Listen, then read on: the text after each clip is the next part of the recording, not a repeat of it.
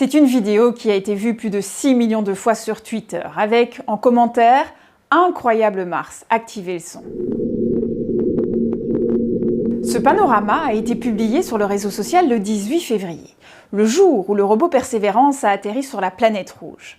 Et bon nombre d'internautes ont pensé qu'il s'agissait des premières images et des premiers sons envoyés par le rover, sauf qu'il n'en est rien.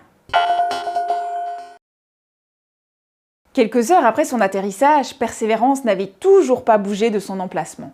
Il n'est donc pas à l'origine de ces images. On voit des traces de roue, on voit que le rover a roulé avant de prendre ce panorama. En plus, si on regarde la vidéo vraiment jusqu'au bout, il y a un petit cache où c'est écrit Curiosity dessus.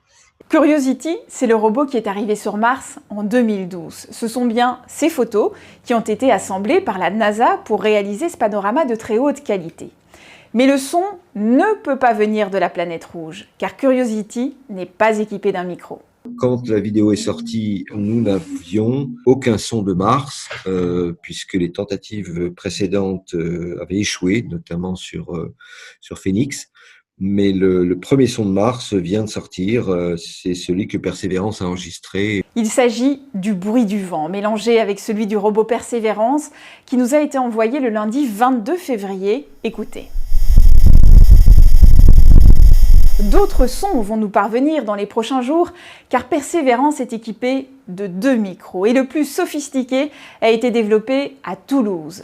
Sa mission ne se résume pas à écouter le vent, il doit aussi enregistrer le son des tirs de laser du robot sur les roches. L'intérêt du microphone, c'est d'aider à déterminer le type de roche. On écoute le bruit du laser et ça fait toc toc toc ou toc toc toc, suivant que c'est dur ou que c'est mou.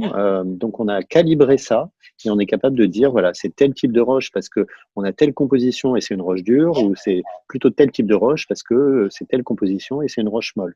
Un micro qui sera également chargé d'étudier l'atmosphère de la planète rouge et d'écouter le bruit des différents instruments du robot pour s'assurer qu'il fonctionne bien.